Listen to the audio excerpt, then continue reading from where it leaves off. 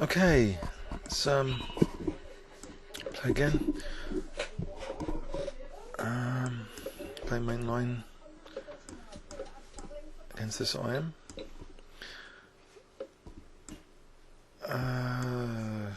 E6, huh? So if I play knight c3 here, I'm just going to play bishop b4, I guess. Oh.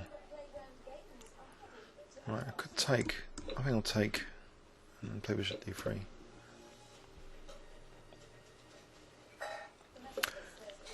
Right. Play for e5. f4, I've got a nice pawn wedge, aggressive pawn wedge. Comes in handy usually. Maybe queen h5 just to provoke some weaknesses at some point.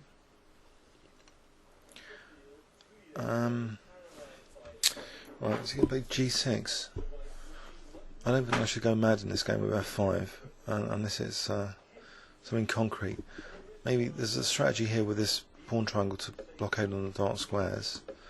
Knight a4 might be a good tempo game in that regard to try and clamp down on c5. Or just grab the dark square bishop if he plays bishop c5. So here I wonder actually queen h5 or queen g4. Queen h5 just to see if he's going to play g6. Weaken the dark squares a bit further.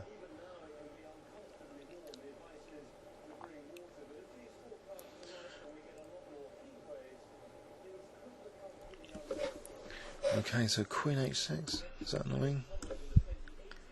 So we're going to play bishop f8. Aha.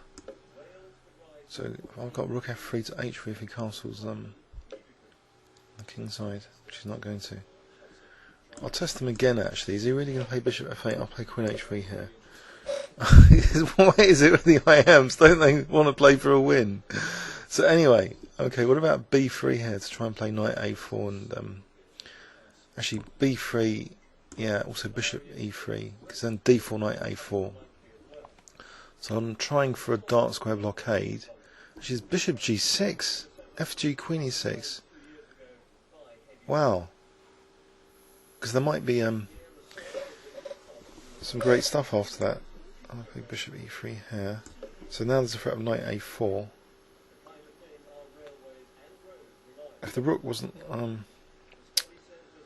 okay, bishop d2 here might be interesting. It's a shame I'm losing that that light squared bishop. Otherwise, bishop g6 was great earlier. And this bishop, I lost the chance for that. And this, bishop f2 sets a trap. No, it doesn't. Oh, maybe some trap there. Okay. Bishop d2 though. I'll play bishop d2. I'll say goodbye to my light squared bishop, but maybe, I don't know, c file could be used. An intermediary move here. Knight takes d5. Knight takes d5. Queen takes. Knight f6 check. Is that any good? That might be good. Knight takes d5. And then rook d1 has got knight f2. I'm tempted. I'll go for it.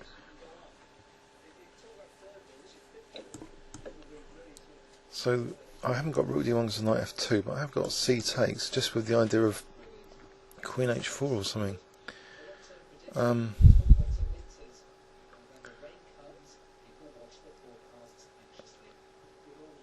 Right, so the king's sort of exposed, but how do I get to it? I need to stop queen h4, so I guess I'll try on this diagonal here. If I can get b4 and queen a3 in, I don't mind about losing d4 to get the d file.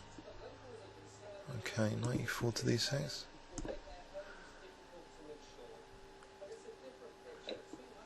Aha. So he's opened up the d file. So So that'll be useful for rook d1. I'll use that.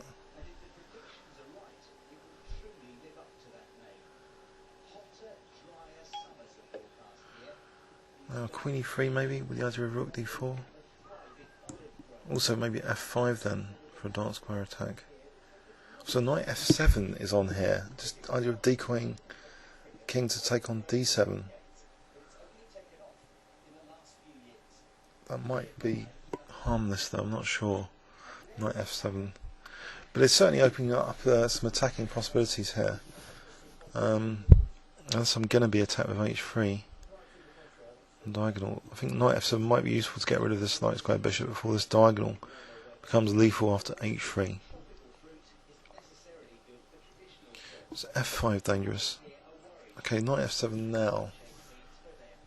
So bishop c6. I can take on a8.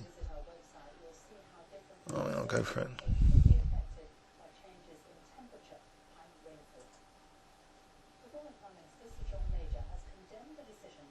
Maybe that was an unexpected move, which he doesn't like. I hope so. He's a bit down on the clock. So knight f7. Attacking the rook, that's a bit of a pain. So I'm losing the exchange here. Can I just chuck in f5? So bishop takes f1 queen g5, rook d7. That looks good for a laugh. f5 just to get in queen g5. And rook d7. There's a bit of a hack attack. Okay. I can get a double check. If f takes king g8, but f takes g6, and queen e4. Oh, there isn't queen e4. F takes rook f7 though. So at least the rook will be sort of imprisoned at the moment. This is really going to take king e6, rook e6 and queen g5 looks dangerous. But king g8, maybe like rook f7.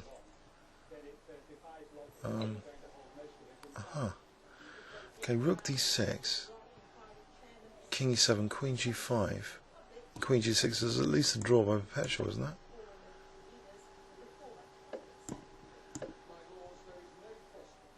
Oh, this is good fun. So, king e8, queen g6, king e7, isn't queen e6 mate? He's just getting mated here. Cool. I think queen g6, there aren't too many candidate moves. King has to go to e7, then queen e6 looks as though it's mating.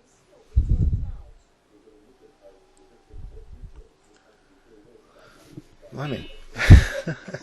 Bit of a fun game there. I'm not sure. I don't usually play this riskily. Maybe it's, I don't know, the YouTube publishing aspect. I want to create some art here, so I wasn't just trying to win. So I don't usually, you know, like sacrifice so heavily, even in 5 minutes. But this just seems a beautiful move if it could work. f5 here, just really tearing the line zone to the king. So I mean, the real test here maybe just king g8. But then rook f7 did seem dangerous with the idea of queen g5. But maybe, you know, bishop h6. It doesn't. Maybe it doesn't really hold up here. Well, it needs analysis anyway. But certainly, you know, it's an entertaining finish. Please leave any comments or questions on YouTube. Thanks very much.